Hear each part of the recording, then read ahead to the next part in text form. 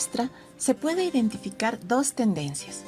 Por un lado están las obras que representan a la Sagrada Familia de manera muy lujosa, ricamente vestidos, con trajes con brocateados de oro, con opalandas largas enormemente llamativas, y los trajes de los tres personajes, incluido además Dios Padre, están ricamente compuestos. La elaboración de uno de estos trajes podía tomar inclusive años. Debemos tomar en cuenta que las telas se elaboraban en telares manuales, cuya urdimbre era más morosa mientras más complejos fueran sus diseños. En la vida real, con personajes que no eran sagrados, ocurría lo mismo y se complicaba un poco más, ya que existían ordenanzas determinadas por el rey Felipe II, cuando no, relacionadas con cómo debían vestirse tanto españoles de sangre pura como mestizos, moriscos, judíos, los así llamados indios, prostitutas, esclavos africanos, etcétera, etcétera, y un largo etcétera, donde las diferencias entre unos y otros pudieran ser notorias.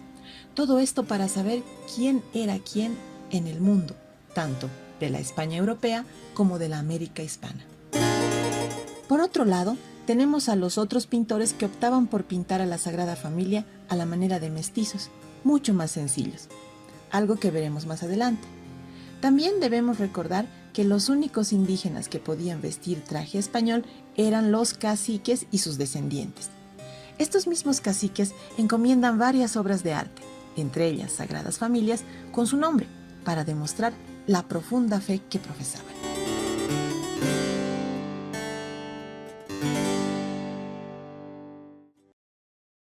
En contraposición con la anterior pintura, esta representa a los personajes mucho más sencillos, a la manera en la que se vestían los mestizos.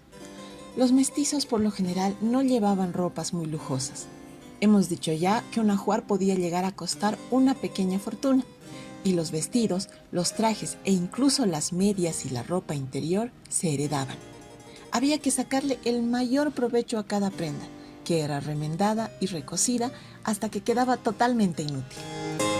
Así de difícil era conseguir un traje, por lo que los mestizos por lo general andaban por ahí mucho más sencillos. Esta es una muestra del tipo de telas que ellos usaban: paño, lino, lana de baja calidad, y la ropa se les veía siempre descolorida, debido a que en ella no usaban los tintes de altísima calidad que usaba la nobleza.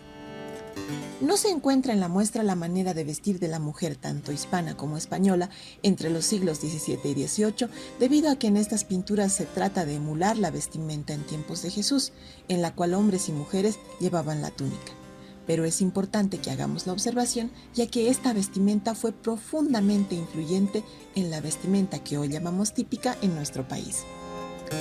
Para el momento en que estos cuadros fueron realizados, ya habían pasado 3 siglos de que tanto hombres como mujeres habían diferenciado por completo sus trajes, y así los hombres buscaban mostrar mucho más sus atributos masculinos, es decir, los hombros anchos, que se conseguían utilizando hombreras y otros, y las mujeres mostraban por el contrario sus atributos femeninos, uno de ellos, y quizás el más notorio, el escote. Aquí vemos a María y a José sin hombreras y sin escote, porque son personajes sagrados, pero vale la pena mencionar que la mujer, por ejemplo, utilizaba el jubón y por debajo llevaba la basquiña, un faldón ricamente adornado o medianamente adornado y elaborado con telas como el damasco, una tela muy popular en todos los estamentos y absolutamente duradera, que aunque se decía que había sido creada en Damasco, lo cierto es que es de origen chino. La basquiña se sobreponía a una serie de pollerines que iban debajo. El más importante de estos era la pollera. Si les suena, es porque es la misma que dio origen a la pollera de las cholas de todo el país hasta el presente. El otro era el guardainfante o verdugado. Este último servía para dar volumen a los vestidos y estaba hecho de la madera del árbol del mismo nombre. Se trata de círculos que estaban unidos por cuerdas que daban la forma y el volumen. No vemos así a la Virgen María, pero vale la pena hacer la aclaración.